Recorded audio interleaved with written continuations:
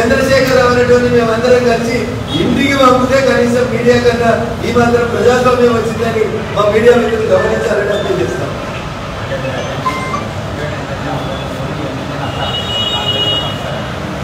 Siddipet MLA ఆధ్వర్యంలో కాంగ్రెస్ లో కలుస్తారా, బీజేపీలో కలుస్తారా? తర్వాత ప్రస్తుతం మెదక్ ఎంపీకి కవిత గారు పోటీ చేస్తారని, ఆ టికెట్ తనకు కావాలని ఇంట్లో ఒత్తిడి చేస్తుంటే ఈ బరువు నేనేడ మోస్తా అని చెప్పి కుటుంబాన్ని బెదిరించడానికో, బ్లాక్ మెయిల్ చేసేందుకో, లేదా ఆ బరువు మోయలేదనో ఆయన ముందుగానే పంపించడేమో అనేది ఇంటెలిజెన్స్ వాళ్ళు మాకు చెప్పినటువంటి సమాచారం.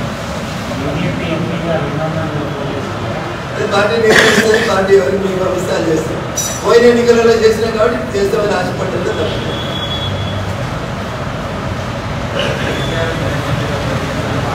కేసీఆర్ కాకపోతే ఇంకెవరైనా నేను చెప్తా ఉన్నా కదా, చేతనైతే వాళ్ళకి ప్రజల మీద విశ్వాసం ఉంటే, వాళ్ళు చేసినటువంటి అభివృద్ధి మీద వాళ్ళకి నమ్ముకుంటే 5 పోటీ చేయమని ఒక కేసీఆర్, హరీష్ రావు గారు ఒక జైరాబాద్ చేయమను, కేసీఆర్ గారిని మెదక్ చేయమని చెప్పు, కేటీఆర్ పోయి కరీంనగర్ చేయమని చెప్పు, కవితను పోయి నిజామాబాద్ చేయమని చెప్పు, సటకుని కొడుకు సంతోష్ గారిని పోయి అక్కడ ఆదిలాబాద్లో అక్కడ దత్తత తీసుకోమని ఆడ కూడా పోటీ చేయమను, లేకపోతే మహబూబ్ నగర్ పోయి పోటీ చేయమను. 5 గెలిచి వస్తే నేను శాశ్వతంగా రాజకీయాల నుంచి తప్పుకుంటాను. నువ్వు పోటీ చేస్తారో 5 నడువాలి.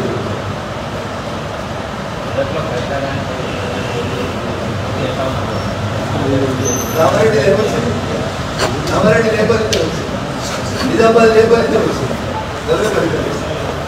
వాళ్ళ గురించి ఆలోచించాల్సిన అవసరం. జనం అందరికున్న తర్వాత వాళ్ళకి ఇంకేం పడలేదు. నీళ్ళకి బయటకు తీసిన మొసలు లాంటి పరిస్థితి ఇలా టీఆర్ఎస్ నాయకుల పరిస్థితి. 1 రోజులు అధికారం లేకపోతే ఆగమాగం అయిపోతున్నారు. ముంగట పోలీసెస్ కార్డు రాకపోతే ఆగమాగం అయిపోతున్నారు. అమిత్ షా నేను చెప్పిన పని చేస్తలేడే ఏడుతున్నారు తప్పు పెట్టుకోండి. మరి మీరు ఏడిపించినప్పుడు ఎట్లా ప్రతిపక్ష ఎమ్మెల్యేని బాగుందా? అప్పుడు సంబంధం లేకుండా మేము ఎంపీలో ఉన్నాం, మాకు ప్రోటోకాల్ ఉంటుందని ఉరికొచ్చి రోజు కదా ఇలా కనబడుతుందా నీకు పరిస్థితి? నెలకే గిట్లా చెట్లే చాలా రోజులు చూడాలి కదా.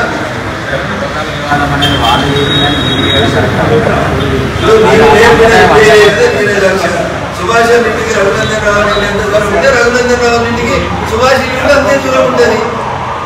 ఎందుకుంటుంది? ఇష్యూ నేను సమర్థిస్తున్నారా, మీరు రాస్తున్నారా కాదు ఇక్కడ ఇష్యూ ఏంటి?